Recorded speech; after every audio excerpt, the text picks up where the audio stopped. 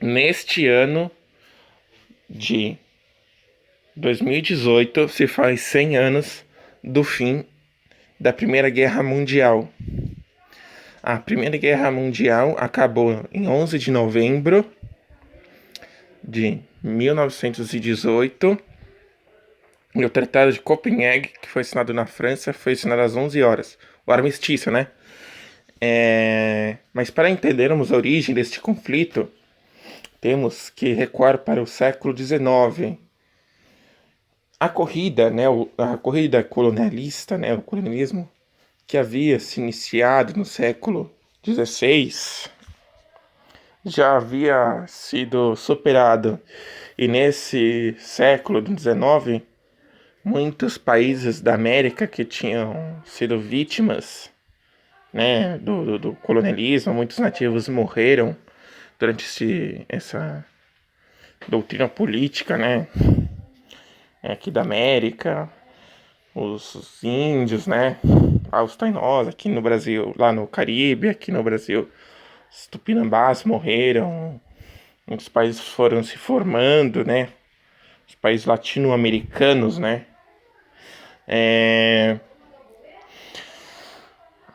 a boa parte da África estava sob controle franco-britânico e surgia então a unificação de dois países. Graças ao expansionismo de Napoleão Bonaparte, Napoleão I,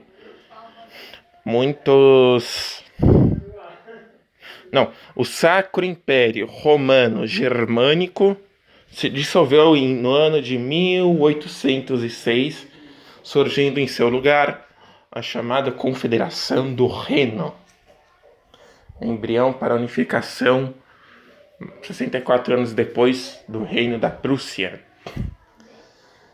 E foi graças a isso que no ano de 1870, o mesmo ano em que o arqueólogo alemão Heinrich Schiffmann descobriu as ruínas de Troia, iria ocorrer a unificação da Prússia, lideradas por Otto von Bismarck, que receberia na Segunda Guerra Mundial um encouraçado em seu nome.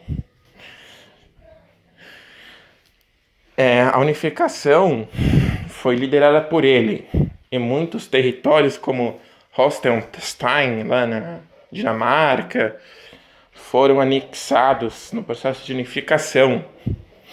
Nessa mesma época, temos a Guerra Franco-Prussiana, em que, como a nascente indústria da Prússia estava surgindo, precisava de matérias-primas para ser abastecida, né? Seu funcionamento aí, como carvão, ferro. Então, nesse ano aí, a região da Alsácia-Lorena foi capturada. Numa guerra, os prussianos derrotaram os franceses e surgiria uma espécie de revanchismo francês contra o nascimento nascente reino da Prússia nessa época aí. E até a Inglaterra estava sendo inundada, né, com crescimento de 600% ao ano da economia da Prússia, né? Os produtos prussianos estavam invadindo os mercados britânicos com seus produtos, né? Então, ou seja, a Inglaterra foi o primeiro país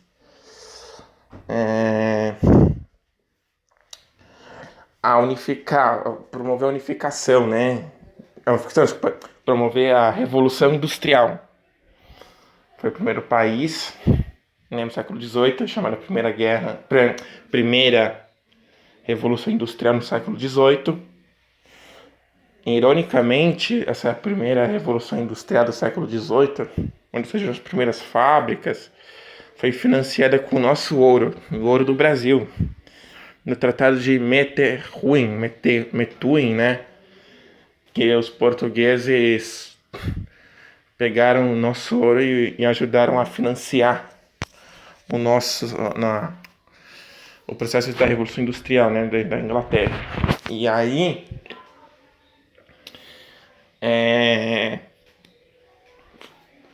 o tempo foi passando, né? Eles começaram a invadir vários territórios, África dentro, a Ásia também, né? Tanto a Itália tentou já conquistar nessa época, fracassou no reino da Abissínia, né? No chamado contexto do neocolonialismo. A Abissínia é a atual Etiópia, né? Pra quem não sabe. E isso começou a gerar desequilíbrio. Eles foram tentando invadir, criando conflito. E isso foi gerando disputa de mercados, procura por novos territórios. Na Itália, por exemplo, foi liderada a partir do ano de 1852 pelo Vítor Emanuel II, que nomeou Camilo Benso, o Conde de Cavour, como primeiro-ministro do reino. E juntos lideraram a unificação italiana. A unificação italiana, ou ressurgimento em português, como preferem os italianos chamarem, né? Foi liderados pelo reino de Piemonte-Sardenha. Ou seja, na Itália foi o Conde de Cavour e na Prússia foi Otto von Bismarck. Então, esses surgimentos aí, claro, né? A Itália como país, 1870 em diante aí, é um país jovem, né? A Itália, se for ver. Claro, né? Existiram outras civilizações na Península Itálica, né? A Ligúria, a Etrúria, a própria civilização romana, né? Entre outras civilizações que foram surgindo, as repúblicas de Veneza, República das Sicílias, foram aparecendo, República de Gênova, claro, né? A ocupação humana na Península Itálica é bem antiga, né? Não é? Mas a Itália como nação mesmo, como conhecemos hoje, ela só surgiria a partir de 1870, né? Com a unificação. Então, o cara que se destaca aí nessa época aí da unificação é o Garibaldi, né? Que veio até aqui pro Brasil, lá pro sul, conheceu o Lanita lá, mas essa é uma outra história. Então, isso foi gerando os conflitos. E aí no século próximo, né, no século seguinte, no século XX,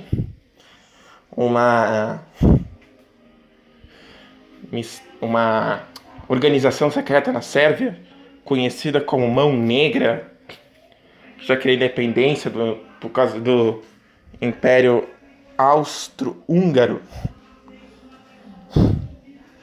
É um forte sentimento de nacionalismo sérvio tomou conta. Lembrando que em 1870 tem a Batalha de Sedan, em que Otto von Bismarck acaba falsificando a assinatura de Guilherme I e Napoleão III declara guerra. Voltando, a partir de 1907, né, depois de muitos tratados bilaterais, a Europa vai se dividir em dois grandes blocos. Um passaria a se chamar Tríplice Aliança, formada inicialmente por Alemanha, Áustria e Itália. Nessa época, a Áustria e a Hungria era formada por dois países e era conhecida como Império Austro-Húngaro. E a Tríplice Entente, formada inicialmente por Inglaterra, França e o Império Russo, esse sistema de alianças acabaria se entrando em conflito.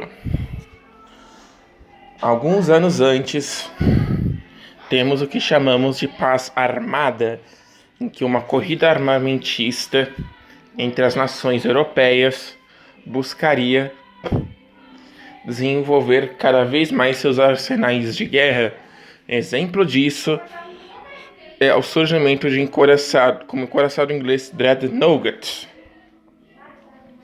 Nessa época, 25%, um quarto de todo o planeta estava sob domínio inglês.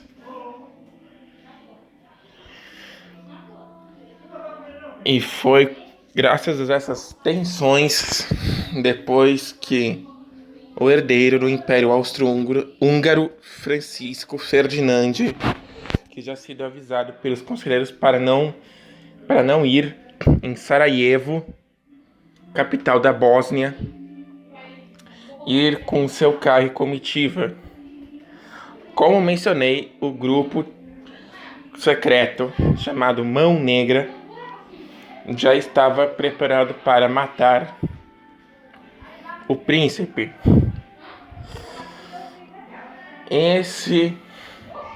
Ao passar pelas ruas de Sarajevo, 4 integrantes do grupo foram executar o plano. O primeiro tentou jogar uma granada, só que fracassou. O outro tentou dar um tiro, também não deu certo. O último, conhecido como Gravilo Príncipe, estava tomando seu café em uma lanchonete. Ao avistar o carro com o motorista e a esposa grávida, ele rapidamente tomou seu café e atirou no carro. O motorista perdeu o controle do automóvel e bateu num poste, matando o Francisco Ferdinand e a sua esposa e o motorista. O Império Austro-Húngaro, tentando suprimir essa revolta, né? Veio para tentar retalhar isso, tentando colocar um acordo de 10 pontos, né? Entre elas coisas absurdas, né? Que a Sérvia não iria concordar. Entre elas, falando de inspetores, né? Ele concordou com tudo, menos essa, né? A Sérvia. O Império Russo também tinha seus interesses. O principal interesse era a criação da Grande Sérvia, que seria uma espécie de estado fantoche para assim a Rússia ter o Império Russo ter uma saída pelo mar, né, pelo Mediterrâneo, e assim ele poder transformar o Mediterrâneo num laguinho russo, né, num lago russo, como o Império Romano fez, transformando no Mare Nostrum, né. Então, devido a esses vários interesses, acabou ocorrendo a Primeira Guerra. Em agosto de 1914, temos então o início da Primeira Guerra. No primeiro ano foi a tal Guerra de Trincheiras. É claro que há 2000 anos atrás, na época da Guerra Civil Romana, no século I a.C., já existia trincheiras, né? Na Europa foi muito usado em algumas batalhas, né? Mas aqui seria intensificado o uso, né?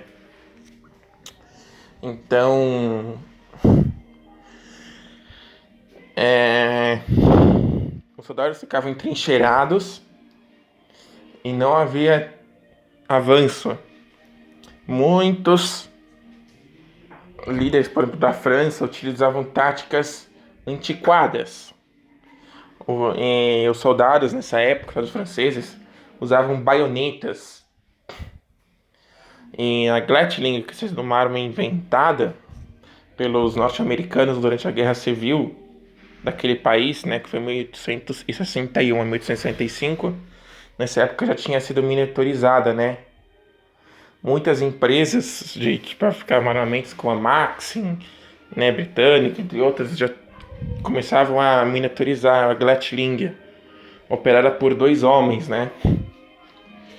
E os alemães já tinham adotado essas metralhadoras Gatlings portáteis.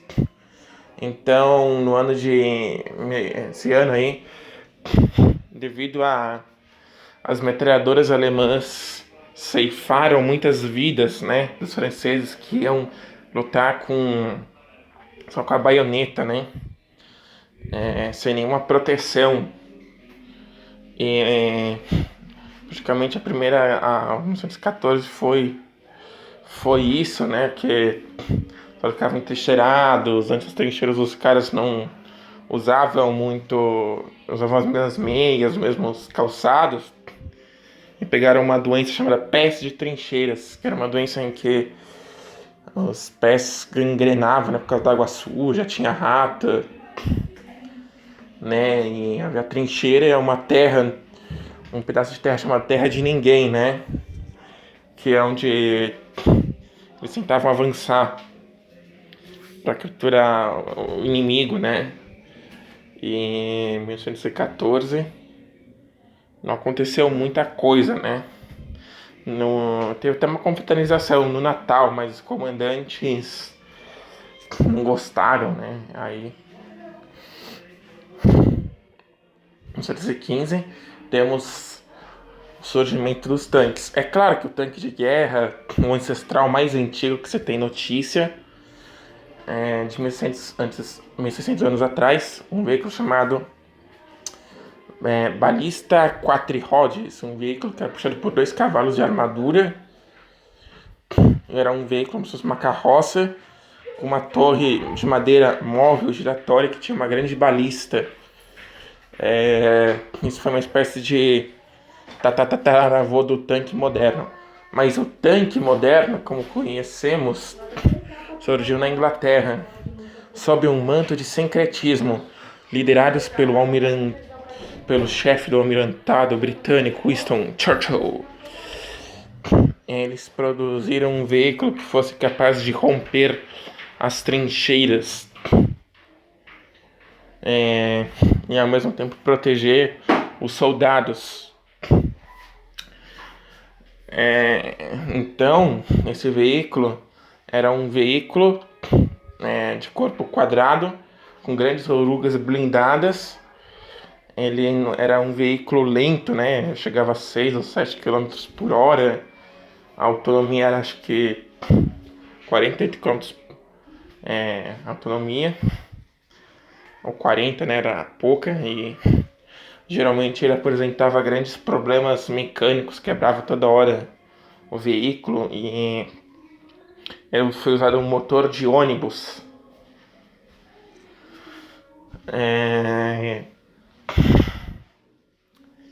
Esse veículo, tanque, né, ele não era conhecido pelos alemães.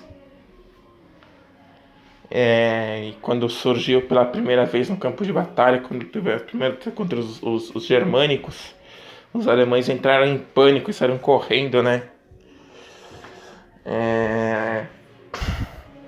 E é o primeiro veículo aí usado em 1916, o primeiro uso do tanque, né? Temos esse ano a Batalha do Somme, em que os germânicos, os alemães, né, e os ingleses lutaram. Né, nessa época quem estava liderando a Alemanha era o Kaiser Wilhelm II, né, o Guilherme II. Um dado curioso é que, vamos falar aqui, o Jorge V da Inglaterra, o Wilhelm, né, o Guilherme II da Kaiser, da Alemanha, e o Kaiser Nicolau II eram todos primos, né? Engraçado. E devemos dizer que também teve o uso de Zeppelin como arma de guerra, né? Que eles eram usados à noite, né? Bombardeio, surgimento dos primeiros submarinos chamados de U-boats, algo como barco submerso em português. Em 1917 a Inglaterra sai, né, principalmente porque a Alemanha mandou um espião, Vladimir Lenin, um cara, né, que era 25% judeu, para destronar o Nicolau II e matar a família. Foi o que aconteceu. Rasputin já tinha falado para ele sair da Primeira Guerra, mas ele continuou, permaneceu. Em 1917 temos a entrada dos Estados Unidos, a saída da Rússia. A justificativa é que o navio Lusitânia, um navio de passageiros, um transatlântico, foi bombardeado, né? Acho que matou 120, tinha 2.000 pessoas, só que matou 128 americanos, uma coisa assim. E aí já foi justificativa do Wilson Woodrow ter entrado na Primeira Guerra, né? E a França também inventou seus próprios tanques, né? O Renault FT-17, que seria tanto usado no Brasil, pelo Brasil, quanto pelos Estados Unidos. Esse veículo aí, esse tanque francês. Também os Estados Unidos não tinha tanque próprio na época, né? E a Alemanha também inventou, em 1918, um tanque próprio, porque estava muito secretismo. Então eles não queriam passar esse veículo, esse tanque, era uma arma nova, secreta, né? O A7V era um veículo quadrado, né? Tinha uns desenhos da Cruz de Ferro no chassi do veículo, né? Uma coisa a dizer, esse Mark I, né, que era o tanque inglês, eles geralmente eram usados, geralmente aquecia muito, né? Então geralmente chegava um calor de quase 50 graus, né, dentro do veículo. Os soldados tinham que usar máscaras de oxigênio, né, por usar muita fumaça. Geralmente tinha o comandante, os soldados, né, o artilheiro, e geralmente vinha mecânico dentro do veículo, que geralmente quebrava, né, não era um veículo muito confiável, né.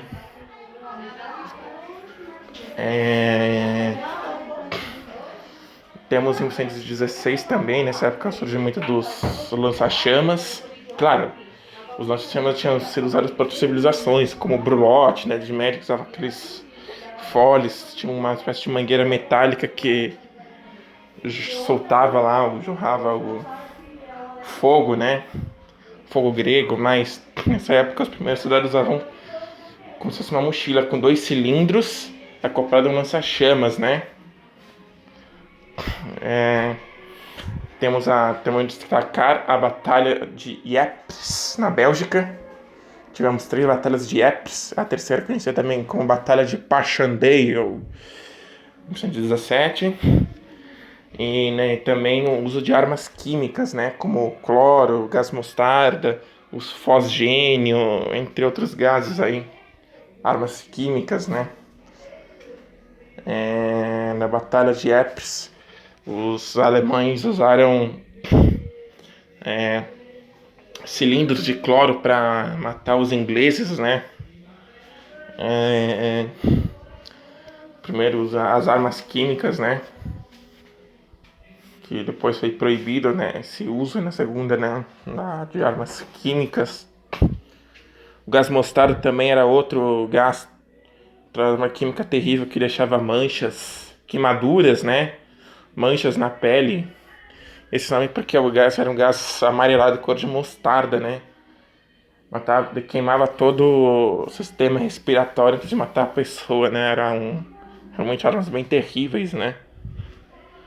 Mesmo com máscaras que era aconselhável usar os soldados quando tinha esses ataques com armas químicas, às vezes podiam entrar dentro do filtro, né, da máscara e matar o adversário.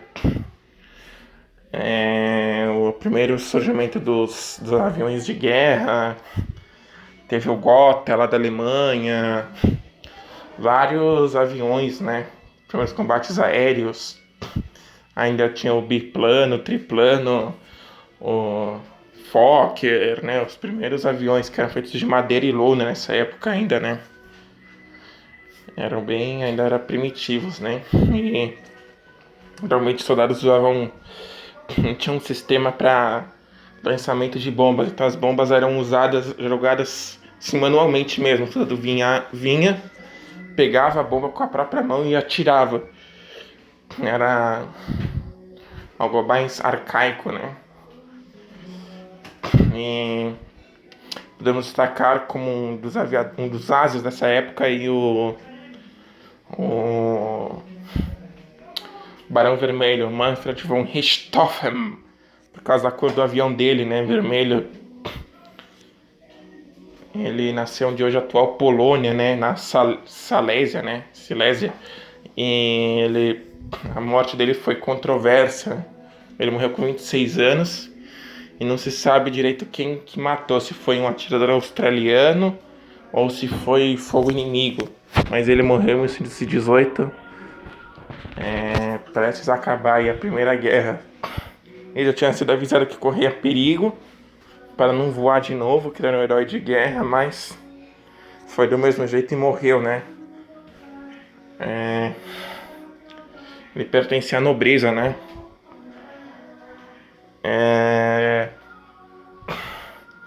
E aí o conflito foi indo, né? O Brasil também entrou em 1917 aí. A participação do Brasil não foi muito assim grande, né? O Brasil participou pouco, que mandou assim, os aviões patrulharem o Atlântico Sul, mandou médicos, enfermeiras, as coisas aí não foi muito grande. Também foi um navio lá que foi torpedeado, acho que foi bem Pindi, que foi bombardeado aí, atacado pelos U-Boats. E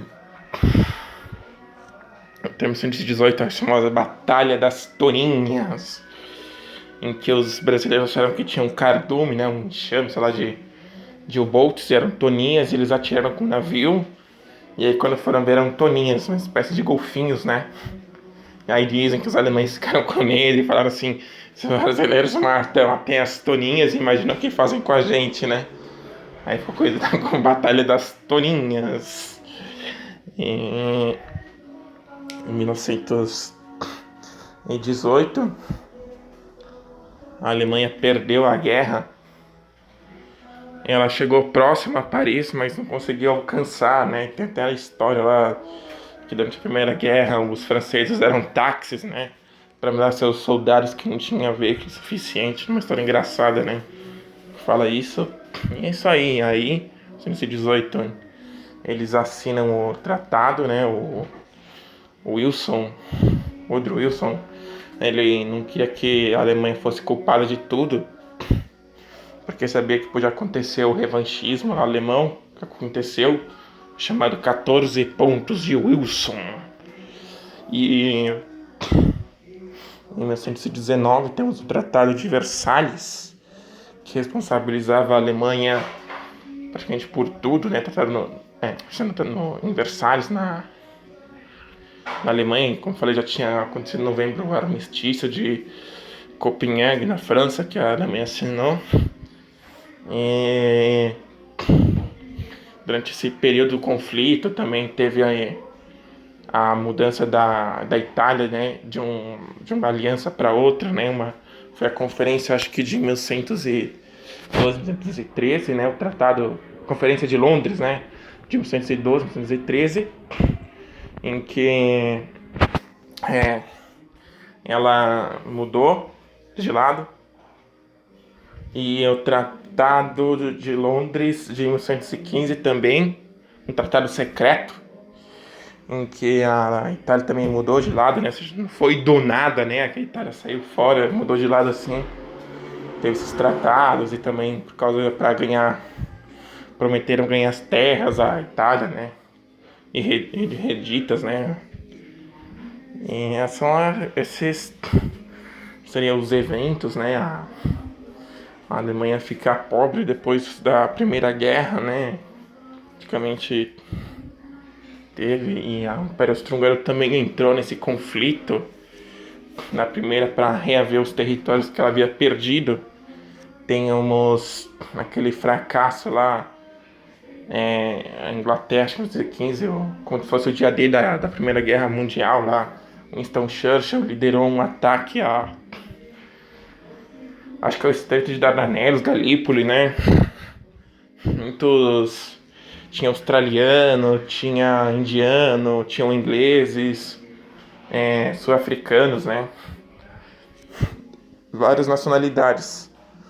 E mesmo assim, as fortalezas turcas conseguiram derrotar e foi um verdadeiro massacre, né? Isso teve esse evento aí de Galípoli. Temos também, podemos citar aí o massacre lá da Armênia, lá, a Armênia de 1915, que eles queriam independência, né? Os armênios do Império Austro-Húngaro. E acho que 1 milhão de armênios foram massacrados esse ano aí. Genocídio armênio, né? Genocídio armênio. E esses são os eventos aí da Primeira Guerra. E é isso aí. E aí, depois de 1930, né, 20, 30 ia ter o revanchismo alemão e a surge lá a Segunda Guerra, mas tem para outro vídeo. O que vocês acharam desse vídeo? Eu sei que ficou grande, mas não tinha como ser diferente. E aí, o que acharam do vídeo? Curtiram? Se curtiram, curtir. Não se esqueça de se inscrever para fortalecer nossa amizade. Grande abraço, falou!